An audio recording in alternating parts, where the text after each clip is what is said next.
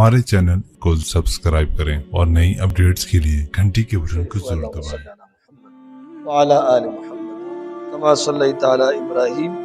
वअला आलि इब्राहीम इन्नका हमीदुम मजीद। अल्लाहुम्मा बारिक अला मुहम्मद वअला आलि मुहम्मद कमा बारकता अला इब्राहीम वअला आलि इब्राहीम इन्नका हमीदुम मजीद। जुमे मुबारक ورځ ده او د رجب مبارک میاشت. زمونږ موضوع د نبی علیہ الصلوۃ والسلام د بیبیانو نفس او د اول لور د سیدہ زینب رضی الله تعالی عنها نفس. دی جمعه کې با د نبی علیہ الصلوۃ والسلام ولوریانی رقیہ او ام کلثوم رضی اللہ تعالی عنہما بارکی بیوسو خبری کو. اللہ دی منگتا دا اوریدو توفیق او بیا دا عمل کولو توفیق دلا نصیب. عزیزانو دا نبی علیہ الصلوۃ والسلام عمر 33 کالو چې الله پاک ورتا رقیہ رضی اللہ تعالی عنها ورکړل. بیا په 15 کال د میلاد کې الله ورتا درملور ام کلثوم رضی اللہ تعالی عنها ورکړل. بیا مخ کی فاطمہ رضی اللہ تعالی عنہا په 41 میلادی کی پیدا شوه. بہرحال دا دولوریانی رقیہ او ام کلثوم رضی اللہ تعالی عنہما پیدا شول. رقیہ تنم نبی علیہ الصلوۃ والسلام دی معنی دا بلندی والا لوڑ مقام والا. ام کلثوم تا نبی علیہ الصلوۃ والسلام نمک دی معنی دا پرکششا. دا دو جنکی دا نبی علیہ الصلوۃ والسلام لونی ورورو عمر زیاتیگی قریب البلوغت چشو لا بالغی نوی او نبی علیہ الصلوۃ والسلام لا پیغمبرم نو چې د تر ابو لهب ورته راغی. د ابو لهب دو بچیو، د یو عتبه نامه وه د یو عتیبه نامه وه. نبی علیہ الصلوۃ والسلام ته کېناست وی اے محمد زما وراره زما دو بچی دي، دواړه ځوانان دي او استاد ولونی دی لا خو ځوانانی نه دی خو قریب دی ځوانۍ ته. نو کستا خوښی زستا تریما دای د تر بچی دی منګ به دا ستاسو دولونی دا د خپل دو بچو ته. نبی علیہ الصلوۃ والسلام د خپل تر نه مخ نه اړی، حالانکه دا تر د ټولو نه سخت دشمن د نبی علیہ السلام جوړیږي رستو. خو نبی علیہ الصلوۃ والسلام کی دا یو صفتو چې د خپل مشرانو نه مخ نه اړولو، د صله رحمی د خاندان د جوړولو د رشتې د جوړولو نبی علیہ الصلوۃ والسلام ډیر خیال ساتي. دواړه لوریانی د دې دواړو بچو ته ورکه، عتبه رقیہ ورکه او عتیبه ام کلثوم رضی اللہ تعالی عنها دواړو ته دا ورکه. دا یو مسله ځان سره یاد ساتئ چې دوی رخصتی نه وشوي. بعضې خلک یو عجیبه اعتراض کوي چې نبی علیہ الصلوۃ والسلام دا لوړي ورکه څنګه په داسې عمر کې او بیا دا واده څنګه شو، دا د طلاق معامله څنګه راغله. دا یاد ساتئ نکاح شوې وه د بلوغت نه مخکې رخصتی نه وشوي. اوس که اعتراض دا کېته چې د بلوغت نه مخکې نکاح جایز ده که ناجایز ده، قرآن وایي چې جایز ده. خبره ختم.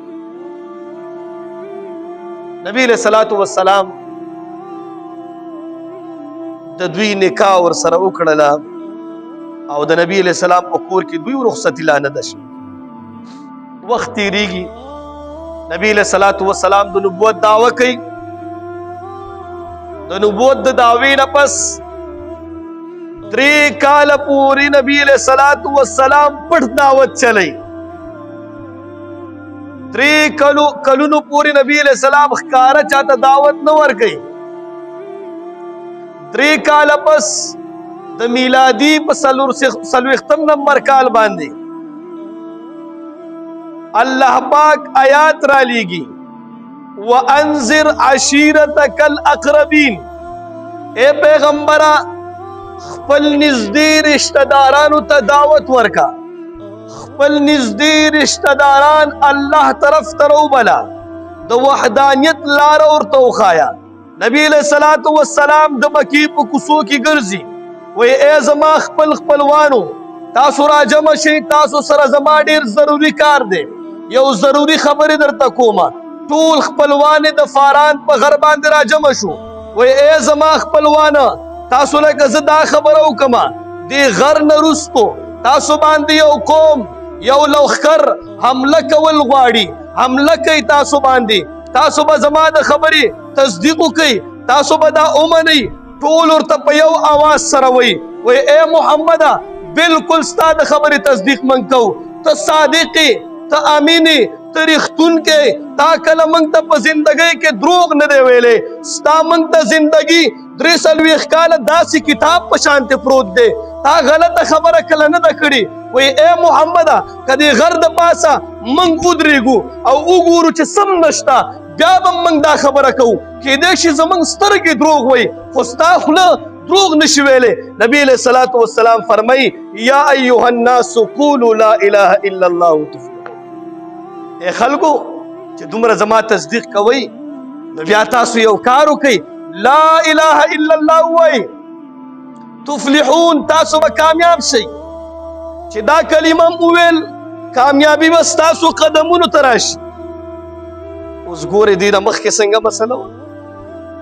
تصدیق یې ورته څه وکړه، کیدای شي زموږ سترګې دروغجنې وي چې موږ یې ګورو نه وي، کیدای شي زموږ سترګې دروغ وایي خو دا ستا ژبه دروغه نشي ویلی. اوس چې کله دا خبره کوي ابو لهب خپل سکتر بلونی د رسول الله مبارک خپل بچو ته کړي دي، دا ترې را باسیږي ورته وایي تبا لک یا محمد الهذا جماعتنا، هلاکت دې وي نعوذ بالله تا ته، ستا لاسونه دې مات شي، تا موږ دې خبرې دپاره را جمع کړي چې د یو الله ومنئ. زموږ 380 بوتان دي، د دې نه موږ چې کوم دی کار نشو پوره کولی، د یو الله نه به څنګه پوره کیږي. نبی علیہ الصلوۃ والسلام ورته فرمایي چې د یو الله نه پوره کیږي، دا الله موږ ټول پیدا کړي او دا بوتان تاسو جوړوئ، نو چې کوم شی تاسو جوړوئ د هغې عبادت څنګه کوئ؟ دا تاسو جوړوئ، د دې عبادت کوئ چې کوم ذات تاسو پیدا کړي د هغې عبادت څنګه ده کوئ؟ اوس دا ټول قوم یو طرف ته شو، ابو لهب आवाज کوي، کاڼې راوچتوي او ویشتل کوي، आवाज کوي چې اے خلکو ګواه اوسئ د نن نه زه د محمد دشمن یم، زه به کوشش کوم چې عرضې کې دله تکلیف ورسوم او زه به د خپل کوشش دا کوم چې دا ختم. خپل ترې دی اول کاڼې ابو لهب اوچت کړی دی، پسې اوچت کړی دی، مخکې خو صادقو، مخکې خو امینو، صرف په دې باندې چې د یو الله خبره ومني، په دې باندې هغه زړې د 2 سکندو خبرې ایرې کړلې او نبی علیہ الصلوۃ والسلام یې د کاڼو باراج دې کې د سره د ښځه و ام جمیل نامه دا بعضې ښځې د خپلو خاوندانو سره په غلط عمل کې یوځای کیږي او بعضې ښځې نه یوځای کیږي. ما تاسو ته د نبی علیہ الصلوۃ والسلام په بیبیانو کې د عبید الله ابن جحش واقع بیان کړې وه چې د هغې بیبي ام سلمه رضی الله تعالی عنها چورلټ انکار کړی وای دا ته غلط لاره کې عیسائی دا صحیح مذهب نه دی، صحیح مذهب اسلام دی. او دلته دا ام جمیل د خپل د خاوند د بدو کارونو سره یو ځای شو. ته به داسې کوو چې کله به یې لرګي را جمع کوو، دې نه به یې غني بیلې کړي، دا غني به د کور نه واخله تر مسجد حرامه پورې،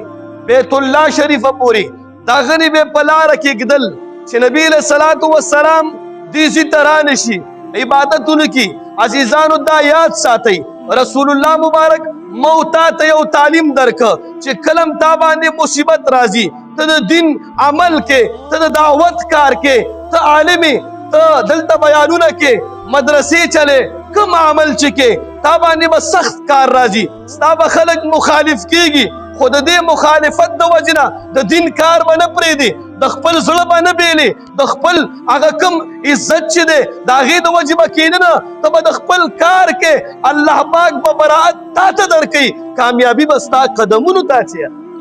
دا یاد ساتئ، نبی علیه الصلاة والسلام د دې غنو د وجې د عمل پرې نه غوښتو، چېرې دا غني دي بس پرېږده مړه بیت الله شریف ته به نه ځو او په کور کې به عبادت کو، هره ورځ به راتلو. وایي ته غني اچوه، ماله به تکلیف رسېږي، خو زه به د الله عبادت کومه، په حقه لاره کې به تا ته هر قسمه رکاوټ راځي، ته به د رکاوټ د وجې حقه لاره نه پرېږدې. دا یو تعلیم دی د نبي علیه الصلاة والسلام موږ دپاره اسوه حسنه ده، د هغې زندګي موږ دپاره یو نمونه ده. بهرحال نبی علیه الصلاة والسلام به د خپل عبادت ته راتلو او ام جمیل به ورته تکلیف رسولو،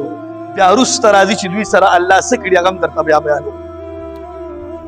دا ام جمیل او ابو لهب خپلو کې کېناستل، د شپې سرګوشي کوله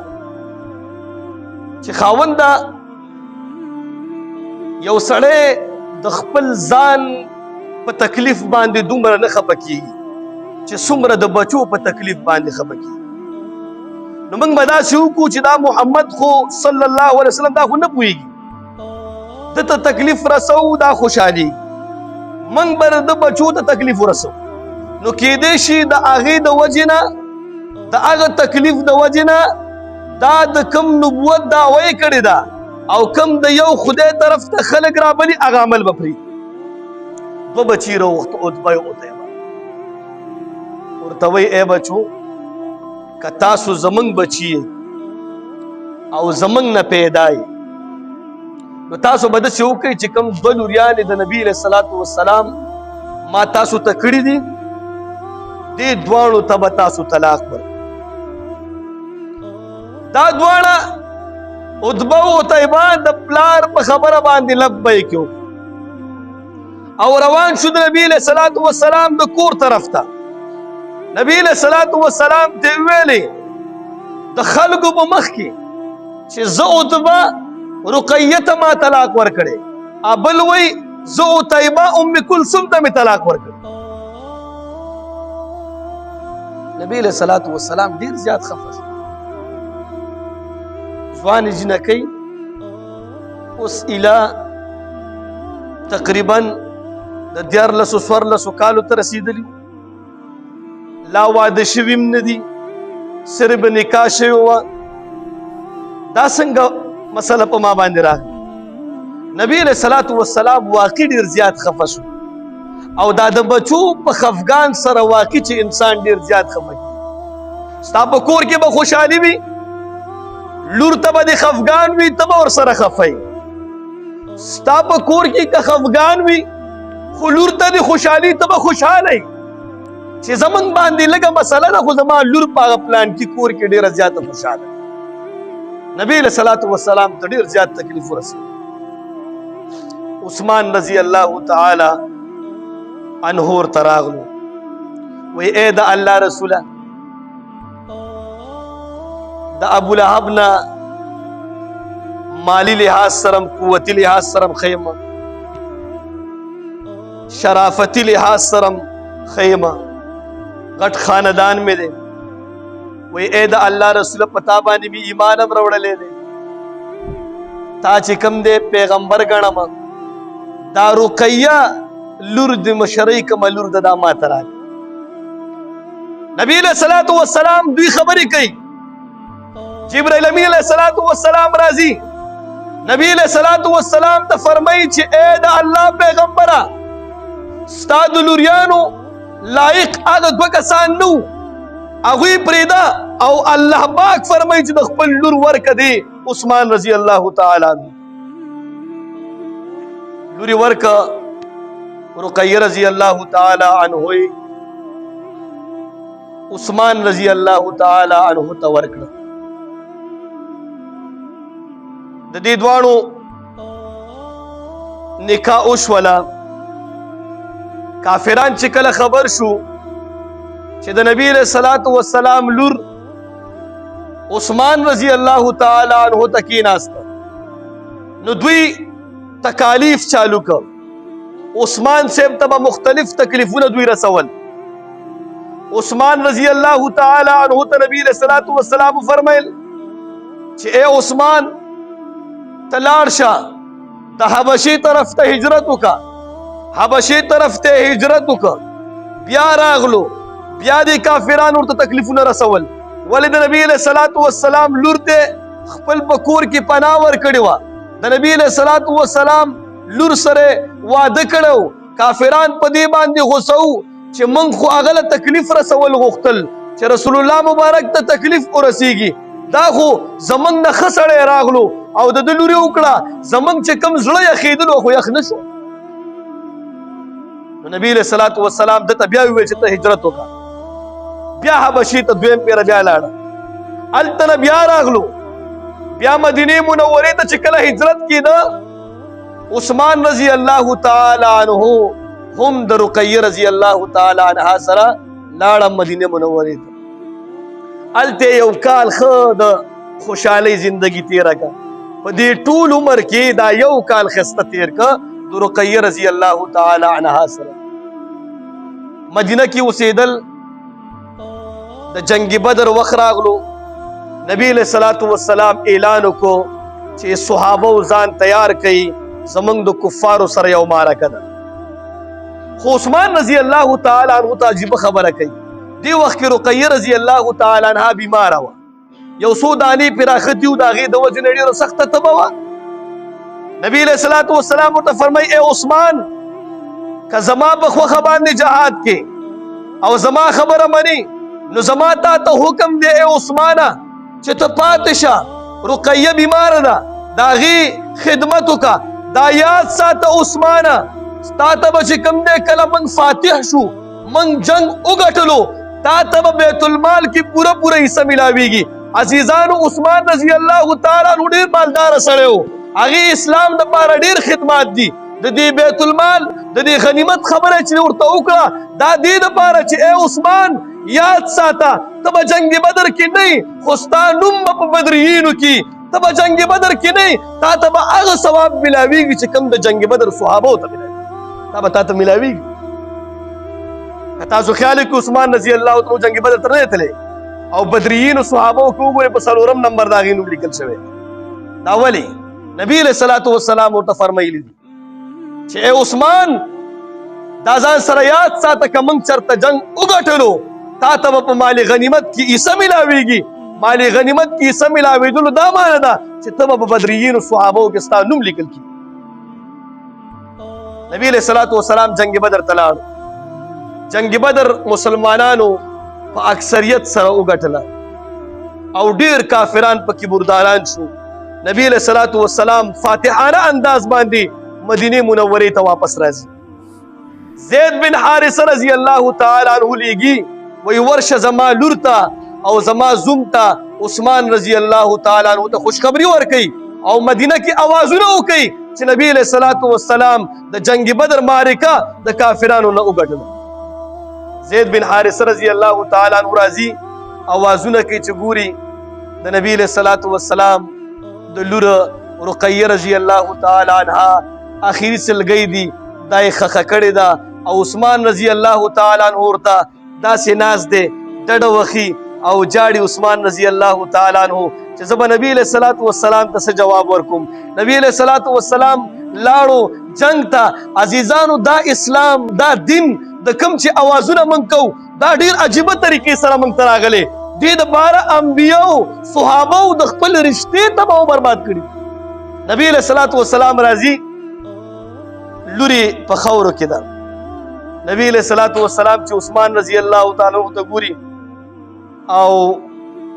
اوخ کې رابېږي د نبی علیہ الصلوۃ والسلام ډیر زیات پریشان وو صحابه ورته کتل نبی علیہ الصلوۃ والسلام فطرتي توګه باندې اوخ کې بيدل او صحابه تلاس څنګه نبی علیہ السلام ورته قبر ته ولاړو ډیر سخت درد دا چې کله وفات شو نبی علیہ الصلوۃ والسلام عثمان صاحب را پازولو دوی لاړل تقریبا یو کال پس په 3 هجری کې نبی علیہ الصلوۃ والسلام عثمان رضی الله تعالی عنہ ونیولو ورته وی اے عثمان زتا تخپل یو بل لور در کول غواړم تا نه خسته زم نشتا زتا ته یو لور در کول غواړم ام کلثوم رضی الله تعالی عنها زستا په نکاح کې در کوم تا 2 هجری ودا نبی علیہ الصلوۃ والسلام د خپل 2 ملورم عثمان صاحب ته ورک زندگی تیرول اور سره تقریبا 9 هجری وا او د شعبان میاش وا ام کلثوم رضی الله تعالی عنها هم بیمار وا او د بیماری د وجنا هغه هم د دنیا نه لاړ انا لله و انا الیه راجعون نبی علیہ الصلوۃ والسلام دونی ورکړل تا او دواړه وفات شول نبی علیہ الصلوۃ والسلام د عثمان صاحب نه لاس نسی وی اے عثمان زمان د الله په ذات باندې قسم وی که زما سلوریان وی او پر لبسی یو مړکیدا بل به می در کولا بل مړکیدا بل به می در کولا دا سلوریان با اے عثمان ما تا نه قربان کړیو ولی په دنیا کې زما په شانتی سخر نشتا او دنیا ستا په شانتی زوم کله نه دی لیدل فاطمه رضی الله تعالی عنها ډیره زیاته وړه واغه تقریبا فاطمه رضی الله تعالی عنها ټیم لا د لسو یولسو کالو کې روانه نو دا دلوریانې ورته ورکه بیا چې کم خلکو ابو لهب په شانتې کس د نبی علیہ الصلوۃ والسلام دی لوریانو ته طلاق ورکړو د دې بچو د خزه ام جمیل نبی علیہ الصلوۃ والسلام ته به غنی اقدل پلار کې دوی سره الله وسامل کوي دا الله ذات ساجبه ذات دی دا یو ځان سره یو خبر یاد ساتي د رقیه رضی الله تعالی عنها دو بچیو د یو عبد الله نامه وا هغه بل لا پوره شوی نو هغه وفات شو دا عبد الله چې کله وشو دا و سموده پوری د باندې چرګ د چې حمله شانتو کډیر کمزور او دا غي د وجنه دا مرشو ماشوم والی دی خلکو نبی علیہ الصلوۃ والسلام ته ډیر تکلیف ورسو تر دې حد پوری چې د نبی علیہ الصلوۃ والسلام ولوریانی رقیه او ام کلثوم رضی الله تعالی عنهما په یو ورځ باندې عتبه او طیبه ورته طلاق ورکړ په کور کې ورته کینو او غنی به ورته په لار کې کېدل چې نبی علیہ الصلوۃ والسلام عبادت نه کوي مسجد حرم ته بیت الله شریف ته نزي الله پاک آیاتونه راولېږل دوی نبی علیہ الصلوۃ والسلام ته دا خبره کړې و هلاک دشي موږ دې لپاره جمع کړیو الله آیاتونه راولېږه تبت یدا ابي لهب وتب تبادشي هلاک دشي دا ابو لهب ولا سنا وتب او دا هلاک دی هلاک دشي